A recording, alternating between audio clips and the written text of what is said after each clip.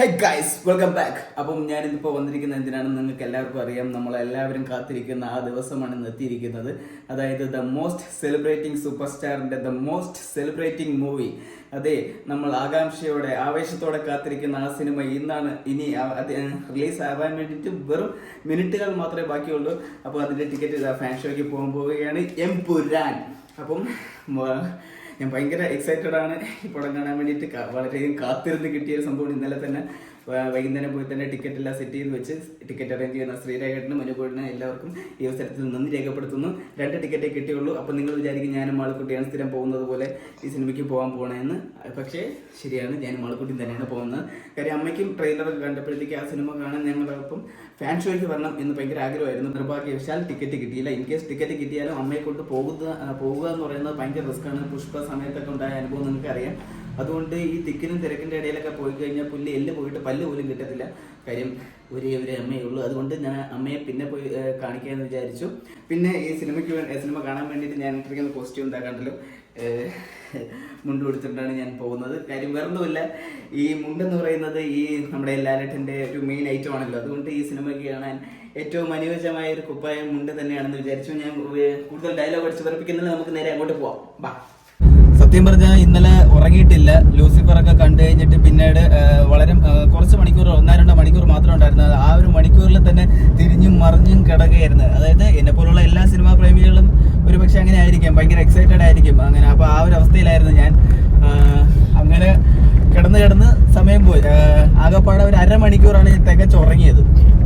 അപ്പം എനിക്ക് ഈ തിയേറ്ററിൽ എല്ലാവരും കാണാൻ ആഗ്രഹിക്കുന്ന ഒരുപക്ഷെ എബ്രാം ഖുറൈശിയുടെ ഇതായിരിക്കും. പക്ഷെ ഞാൻ കൂടുതൽ കാണാൻ ആഗ്രഹിക്കുന്നത് ആ സ്റ്റീഫൻ നെടുമ്പള്ളി മുണ്ടും മടക്കിക്കൊണ്ട് വരണമായിരിക്കും.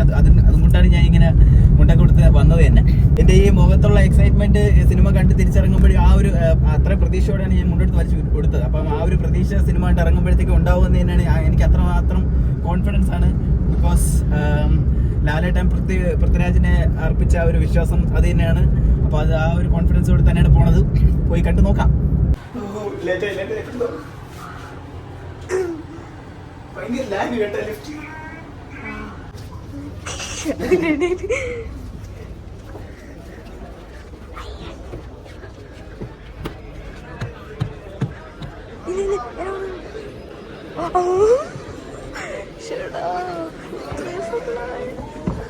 അപ്പോൾ ഗൈസ്, നമ്മൾ പടം കണ്ട് ഇറങ്ങിയിട്ടുണ്ട്. പടം കണ്ട് നേരെ വീട്ടിൽ ചെന്നിട്ട് നിങ്ങളുടെ ഇതിൻ്റെ അഭിപ്രായം പറയാനുള്ള ഒരു ക്ഷമയൊന്നുമില്ല. വളരെ നന്നായിട്ടുണ്ട്. അതായത് എന്താ പറയുക, കമലഹാസന് ലോകേഷ് കനകരാജ് എന്ന ഫാൻ ബോയ് നൽകിയതുപോലെ, വിക്രം നൽകിയതുപോലെ, പേട്ട എന്ന സിനിമ രജനീകാന്തിന് ഫാൻ ബോയ് ആയ കാർത്തിക് സുബ്ബരാജ് നൽകിയതുപോലെ, പിന്നെ വിജയുടെ ഫാൻ ബോയ് ആയ അറ്റ്ലി തെറി അങ്ങനെയൊക്കെ നൽകിയതുപോലെ, നമ്മുടെ മോഹൻലാൽ ഫാൻ ബോയ് പൃഥ്വിരാജ് സുകുമാരൻ അത് എംപുരാൻ അത് നൽകിയിരിക്കുകയാണ്. ഒരു പക്ക ഫാൻ ബോയ് സംഭവം. പിന്നെ ഫൈറ്റിനെ പറ്റി പറയാനാണെങ്കിൽ age is just A number. ഇപ്പോഴും നല്ല ഫ്ലെക്സിബിൾ ആയിട്ട് എല്ലാവരും അടിച്ച് തൂഫാനാക്കിയിട്ടുണ്ട്. പിന്നെ കോണ്ടന്റിന്റെ കാര്യത്തിലാണ് ശരി, മാസ് എലമെന്റിന്റെ കാര്യത്തിലാണ് ശരി, ഒരു കൊമേഴ്ഷ്യൽ ഫിലിമിന് ആവശ്യമായിട്ടുള്ള എല്ലാ സംഭവം ഇവിടെ നിരത്തി വെച്ചിട്ടുണ്ട്. പിന്നെ നമ്മുടെ റൈറ്റർ മുരളി ഗോപി ചേട്ടൻ ഒരുപാട് മൂർച്ചയുള്ള കുറെ വാചകങ്ങൾ എഴുതി പിടിപ്പിച്ചിട്ടുണ്ട്. അത് കേട്ടാൽ കൊള്ളുന്നവർക്ക് കൊള്ളുന്ന രീതിയിൽ തന്നെയാണ് എഴുതി പിടിപ്പിച്ചിട്ടുള്ളത്. And hats off. പിന്നെ സുജിത്തേട്ടന്റെ ക്യാമറ വർക്ക് അതിഗംഭീരമായിട്ടുണ്ട്. പിന്നെ ബാക്കിയുള്ള ടെക്നിക്കൽ ടേംസ് കാര്യങ്ങളൊന്നും പറയുന്നില്ല. പടത്തിൽ എന്ന് പറയുമ്പോഴത്തേക്ക് ലാലേട്ടനെ നമുക്ക് കാണാൻ കിട്ടുന്നത് വളരെ ചുരുക്കം കുറെ സമയങ്ങളിൽ മാത്രമാണ്. ആ ഉള്ള സമയത്തൊക്കെ പുള്ളി വരുമ്പോൾ ഉള്ള ഒരു എനർജി ഉണ്ട്, ഒരു ഓറയുണ്ട്, എൻ്റെ മോനെ. പിന്നെ രോമാഞ്ച സീനാണ്. പിന്നെ അതേപോലെ തന്നെ നമ്മുടെ എന്താ പറയുക, സ്റ്റീഫന്റെ ആ ഒരു ട്രെയിലറിൽ തന്നെ നിങ്ങൾ കാണുന്ന ആ ഒരു വരവിന്റെ ആ ഒരു ഇമ്പാക്ട് എന്ന് പറയുന്നത് എൻ്റെ ദൈവമേ, തിയേറ്റർ കുലുക്കിയിട്ടുണ്ട്. അത് നമ്മൾ ഫാൻസുകാർ എപ്പോൾ ആഗ്രഹിച്ചിരിക്കുന്നു അപ്പോഴൊക്കെ നമുക്ക് വേണ്ടിയിട്ട് ഒരു കിണ്ണ സാധനങ്ങൾ അപ്പോഴപ്പോഴും നമുക്ക് ഇട്ട് തരുന്നുണ്ട്. ഈ പടത്തിന്റെ ടൈറ്റിൽ കാർഡ് കാണിക്കുമ്പോഴത്തേക്ക് എല്ലാവർക്കും അറിയാം അവിടുത്തെ കയ്യടി വീഴും. ലാലേട്ടന്റെ പേര് കാണിക്കുമ്പോഴേക്കും രാജുവേട്ടന്റെ പേര് കാണിക്കുമ്പോഴേക്കും കയ്യടി വീഴും നമുക്കറിയാം. പക്ഷേ നമ്മൾ പ്രതീക്ഷിക്കാത്തടത്ത് കയ്യടി വീണതാണ്. ഒന്ന് ഗോകുലം ഗോപാൽജിയുടെ പേര് കാണിക്കുമ്പോഴും പിന്നെ ആന്റണി പെരുമ്പാവൂർജിയുടെ പേര് കാണിക്കുമ്പോഴത്തേക്കും അവിടെ ആശീർവാദ് എല്ലാ ടൈറ്റിൽ കാർഡിനും സ്പെഷ്യലായിട്ട് കയ്യടികൾ ഉണ്ടായിരുന്നു. പിന്നെ ഈ പടം എന്ന് പറയുമ്പോഴത്തേക്ക് നമ്മൾ ഈ എല്ലാവരുടെ ഓളത്തിനകത്ത് കാണുമ്പോഴത്തേക്കും നമ്മുടെ തിയേറ്ററിനകത്ത് ആ ഒരു നിലവിളി, എനിക്കാണെങ്കിൽ സത്യം പറഞ്ഞാൽ അധികം സംസാരിക്കാൻ പറ്റില്ല. ആ ഒരു ഓരോരുത്തരുടെ എൻട്രിക്ക് നമ്മൾ നിലവിളിച്ച് കൂവി ആർപ്പ് വിളിച്ചപ്പോഴത്തേക്ക് തൊണ്ടയൊക്കെ പോയി. സോ അതിൽ ആ തിയേറ്ററിലെ കുറച്ച് 1-2 എക്സ്പീരിയൻസ്, സിനിമയൊന്നുമല്ല, അവിടുത്തെ ആ നിലവിളി മാത്രം ഞാൻ ഒന്ന് ക്യാപ്ചർ ചെയ്യാം.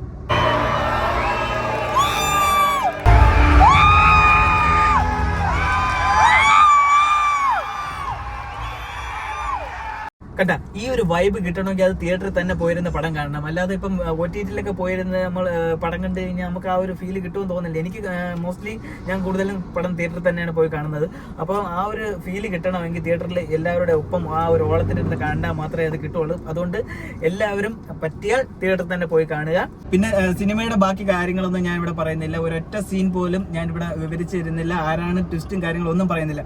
എനിക്ക് പറയാനുള്ളതെന്ന് വെച്ചാൽ ദയവ് ചെയ്ത് നിങ്ങൾ ആരും ഇതുപോലത്തെ ട്വിസ്റ്റോ കാര്യങ്ങളോ അല്ലെങ്കിൽ ഇൻട്രോ സീനുകളോ അതല്ലെങ്കിൽ പിന്നെ പറയുക ഇതിന്റെ മെയിൻ കുറെ ഫൈറ്റ് സീക്വൻസ് കാര്യങ്ങളൊന്നും നിങ്ങൾ സ്റ്റോറിയോ അങ്ങനെയൊന്നും എടുത്തിട്ട് മറ്റുള്ളവരുടെ കാണാനുള്ള ആ ഒരു ഇത് കുറച്ച് കളയരുത്. ഞാനും കഴിഞ്ഞ തവണ എനിക്ക് ലൂസിഫർ കണ്ട സമയത്ത് എനിക്ക് അന്ന് ജോലി ഉണ്ടായിരുന്നപ്പോഴത്തേക്ക് എനിക്ക് ഫസ്റ്റ് കാണാൻ പറ്റിയില്ല. ഞാൻ നൈറ്റ് ഷോയ്ക്ക് പോകുന്നതിന് മുമ്പ് തന്നെ പലരും ആ ഖുറേഷി എബ്രാഹിമിന്റെ ആ സീനൊക്കെ എടുത്ത് ഇത് ഭയങ്കരമായിട്ട് വൈറലാക്കി കളയും. അതുപോലത്തെ തെണ്ടിത്തരമൊന്നും ആരും കാണിക്കരുത്. എല്ലാവരും അത് എൻജോയ് ചെയ്യട്ടെ. അത് അത്രയ്ക്കും തിയേറ്റർ എക്സ്പീരിയൻസ് ചെയ്യാൻ പറ്റിയ നല്ലൊരു സ്റ്റെപ്പാണിത്.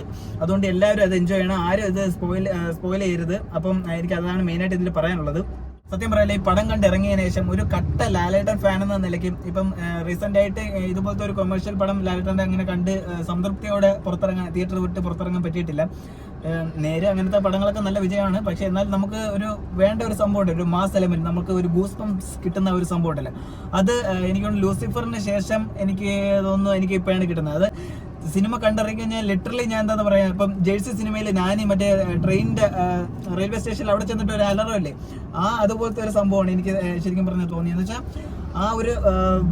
ആ ഒരു സംതൃപ്തിയോട് കൂടെയാണ് തിയേറ്റർ വിട്ട് ഇറങ്ങുന്നത്. എനിക്ക് പേഴ്സണലി ഭയങ്കരമായിട്ട് ഇഷ്ടപ്പെട്ടു. ആസ് എ ലാലേട്ടൻ ഫാൻ ഞാൻ ഭയങ്കര ഹാപ്പിയാണ്. ഇതിനകത്ത് വർക്ക് ചെയ്ത എല്ലാവരും അത്രത്തോളം നല്ല രീതിയിൽ പണിയെടുത്തിട്ടുണ്ട്. നല്ലൊരു വിഷ്വൽ ട്രീറ്റ് ആണ്.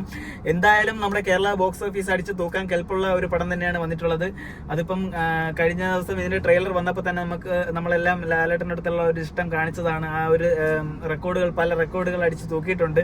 പുള്ളിക്ക് കഴിഞ്ഞ കുറച്ച് നാളുകൾക്ക് കുറെ മോശം പടങ്ങൾ ഉണ്ടായിട്ടുണ്ടെങ്കിൽ പോലും മലയാളികൾക്ക് പുള്ളിയോടുള്ള ഇഷ്ടം അങ്ങനെയൊന്നും പെട്ടെന്ന് പോകത്തില്ല. കാര്യം പുള്ളി അത്രയ്ക്കും ചെയ്തു വെച്ചിട്ടുള്ള സംഭവങ്ങൾ, അങ്ങനത്തെ കുറെ പരിപാടികളാണ് ചെയ്തു വെച്ചിട്ടുള്ളത്. അതൊന്നും തൊടാൻ ആർക്കും പറ്റത്തില്ല. ഇങ്ങനെ ഈ കളിയാക്കുന്നവർക്കൊന്നും ചുമ്മാ ഇരുന്ന് കളിയാക്കാൻ മതി. പിന്നെ പടത്തിന്റെ മ്യൂസിക് ഡയറക്ടർ ദീപകേട്ടൻ, പുള്ളി എന്ന് പറയുമ്പോഴത്തേക്ക് നമ്മൾ ഈ മറ്റേ വർഷങ്ങൾക്ക് ശേഷം സിനിമയിൽ അതിനകത്ത് ധ്യാൻ ശ്രീനിവാസൻ ഇങ്ങനെ വന്നിട്ട് പറയും 1, 2, 3 ഇപ്പൊ കൈയടി വീഴുമെന്ന് പറയുമ്പോഴത്തേക്ക് ആ സ്ഥലത്ത് സ്പോട്ടിൽ കൈയടി വീഴത്തില്ലേ, അതേപോലെയാണ് നമ്മൾ എവിടെ കൈയടിക്കുന്നു എന്നുള്ള ആ ഒരു സ്പോട്ടെല്ലാം കൃത്യമായിട്ട് മനസ്സിലാക്കി അവിടേക്ക് എന്തൊക്കെ സാധനങ്ങൾ, ഹൈ ചാർജ് സാധനങ്ങളൊക്കെ ആയിട്ട് നമുക്ക് രോമാഞ്ചം തരുന്ന കുറെ BGM പാട്ടും കാര്യങ്ങളൊക്കെ സെറ്റ് ചെയ്ത് വെച്ചിട്ടുണ്ട്.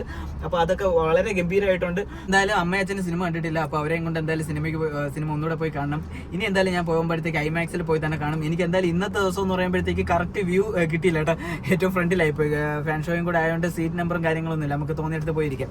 കുറച്ച് ലേറ്റ് ആയതുകൊണ്ട് ഏറ്റവും ഫ്രണ്ടിലായി പോയി.